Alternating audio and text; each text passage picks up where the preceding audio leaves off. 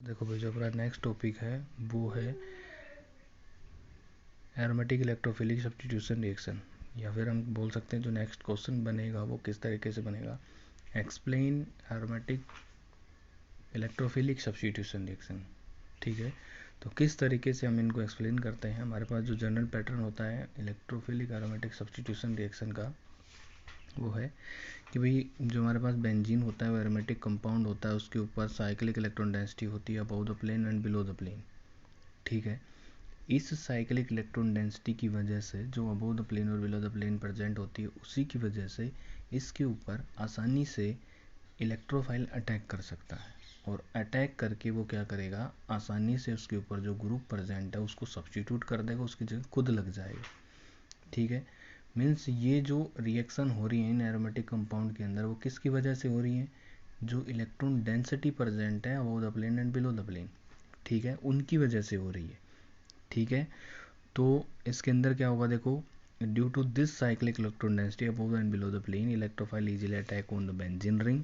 This reaction can be visualise to take place in two different step. जो हमारे पास electrophilic aromatic substitution reaction होती हैं वो दो स्टेप्स में होती हैं। किस प्रकार से, नंबर 1 स्टेप होता है ये कंसर्टेड रिएक्शन होती है। ठीक है, मीन्स इनके अंदर simultaneous bond formation and bond breaking simultaneous होता है। मीन्स कि इलेक्ट्रोफाइल का अटैक और लीविंग ग्रुप की लीव करने की टेंडेंसी सेम होगी। जैसे इलेक्ट्रोफाइल 10% इलेक्ट्रोफाइल ने बॉन्ड बनाया है एरोमेटिक कंपाउंड के साथ, ऐसे ही 10% बॉन्ड टूट जाएगा जो ग्रुप लीव करेगा उसका। ठीक है, तो क्या होता है, देखो, new bond formation between carbon electrophile and carbon breaking carbon hydrogen bond takes place simultaneously. जैसे जैसे कार्बन इलेक्ट्रोफाइल का बॉन्ड बनेगा वैसे वैसे ये टूटना शुरू हो जाएगा।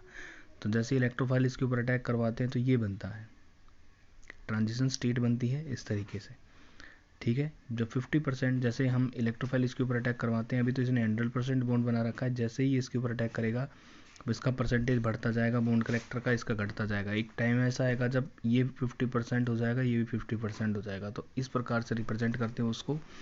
फिर क्या करेगा, ये H+ बाहर निकल जाएगा और ये बन जाएगा। इस तरीके से सब्स्टिट्यूशन होता है। जो ये सब्स्टिट्यूशन है ये किस तरीके का है, SN2 सब्स्टिट्यूशन है, मीन्स SN2 रिएक्शन है, क्योंकि ट्रांजिशन स्टेट कंसर्टेड में होता है। ट्रांजिशन स्टेट जिसके अंदर बनता है वो SN2 होती है। स्टेप 1 में देखो किस तरीके से होता है, SN1 रिएक्शन किस तरीके से होगी। हमारे पास ये इलेक्ट्रोफाइल इस तरीके से अटैक करेगा और कार्बोकैटायन की फॉर्मेशन की कार्बोकैटायन इंटरमीडिएट की फॉर्मेशन करेगा। ठीक है, और ये जो पॉजिटिव चार्ज है कार्बोकैटायन स्टेबलाइज हो जाएगा इस तरीके से इनके अंदर। हम इसको क्या बोलते हैं, वेलेंट इंटरमीडिएट भी बोलते हैं और कार्बोकैटायन इंटरमीडिएट भी बोलते हैं इन चीज़ों को। ठीक है, ये क्या होता है, नॉन एरोमेटिक होता है, पहले वाला एरोमेटिक होता है क्योंकि यहाँ पर sp3 हाइब्रिडाइजेशन है। ठीक है, इसके बाद आगे क्या होगा, ये रेजोनेंस हाइब्रिड है इसका। स्टेप 2 में क्या होगा, हाइड्रोजन ये दोबारा से चाहेगा, ये नॉन एरोमेटिक है, इसकी स्टेबिलिटी कम है, तो चाहेगा ये दोबारा से अपने आप को कन्वर्ट करे एरोमेटिक के अंदर, H बाहर निकाल देगा और किसके अंदर कन्वर्ट हो जाएगा, इसके अंदर कन्वर्ट हो जाएगा इलेक्ट्रोफाइल, H+ निकल जाएगा बाहर। ठीक है, तो ये हो गया सब्स्टिट्यूशन इसके अंदर। तो देखो इस चीज़, ये जो रिएक्शन हुई है मैकेनिज्म, उसके अंदर दो चीज़ें बनी, एक तो सिग्मा एंड पाई कॉम्प्लेक्स, दो चीज़ें बनी। तो सिग्मा कॉम्प्लेक्स क्या होता है और पाई कॉम्प्लेक्स क्या होता है, उस चीज़ को देखो आप। सबसे पहले वेलेंट इंटरमीडिएट जो होता है, जो बनता है रिएक्शन के दौरान, ठीक है, उसको हम सिग्मा कॉम्प्लेक्स भी कह सकते हैं। ठीक है, जो भी आपने पीछे देखा इलेक्ट्रोफाइल अटैक करने के बाद कार्बोकैटायन इंटरमीडिएट बनता है, उसी को हम वेलेंट इंटरमीडिएट या सिग्मा इंटरमीडिएट कहते हैं। ठीक है, means definition form, sigma complex are formed by the formation of sigma bond between the carbon atom of aromatic ring and the electrophile. Electrophile और कार्बन एटम के बीच में बनता है। During the formation of sigma complex the aromatic of benzene ring is destroyed. This step is slow and rate determining step. ये step slow होता है और रेट डिटरमाइनिंग स्टेप कहलाता है। जब सिग्मा कॉम्प्लेक्स बनता है तो जो एरोमेटिक कंपाउंड होता है उसकी स्टेबिलिटी डिक्रीज हो जाती है, उसकी एरोमेटिक डिस्टर्ब हो जाती है। ठीक है।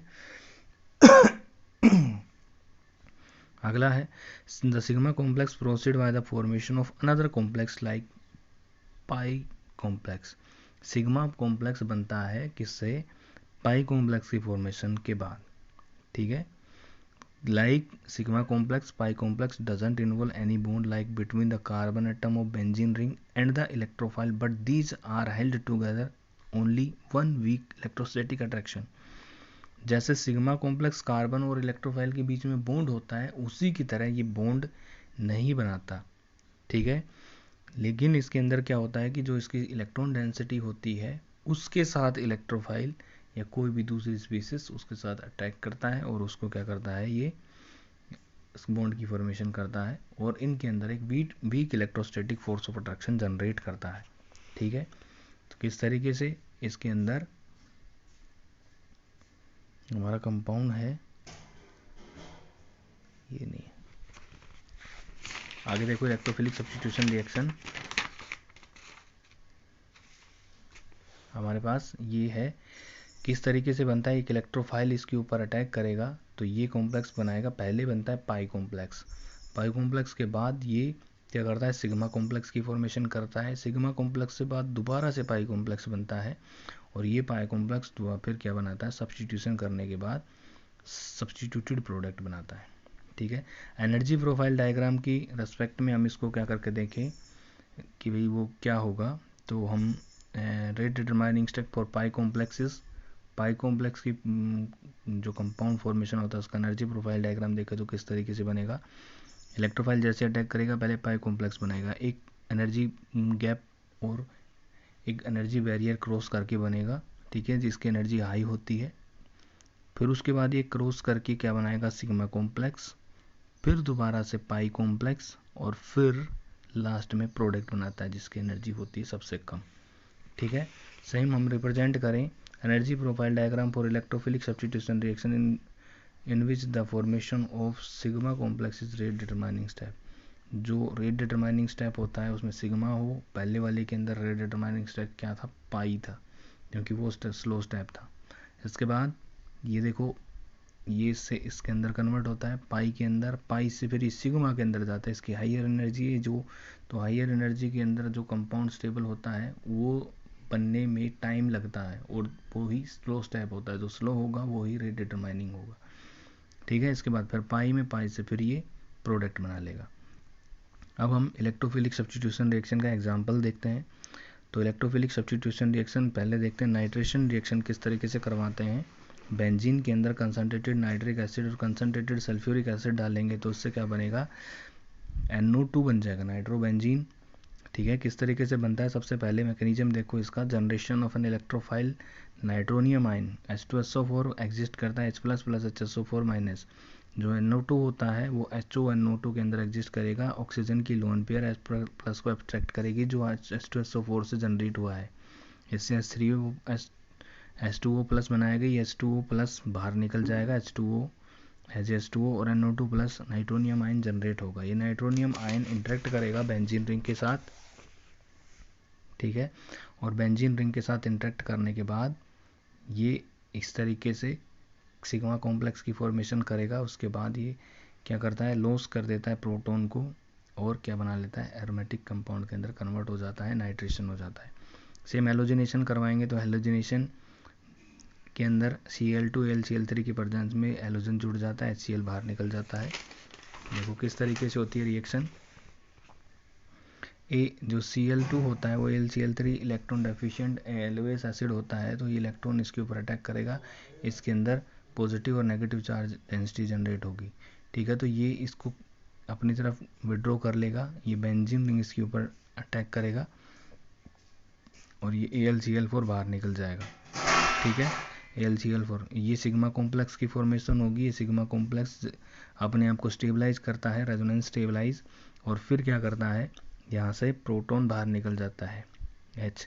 ये नॉन एरोमेटिक कंपाउंड है, चाहेगा एरोमेटिसिटी को गेन करे, इसलिए ये इसके अंदर कन्वर्ट हो जाता है और ये कंपाउंड बन जाता है, ठीक है। ये H यहाँ से बाहर निकल जाएगा, AlCl4 यहाँ से H ले लेगा तो HCl बाहर निकल जाएगा, AlCl3 बाहर निकल जाएगा, ये बन जाएगा तो ये था आपके पास आपका इलेक्ट्रोफिलिक सब्स्टिट्यूशन रिएक्शन, जिसको आप इस प्रकार से रिप्रेजेंट करोगे यदि क्वेश्चन लंबा आता है तो। 8-10 नंबर के अंदर पूछा जाता है तो इस तरीके से आप लिखोगे। ठीक है, थैंक यू।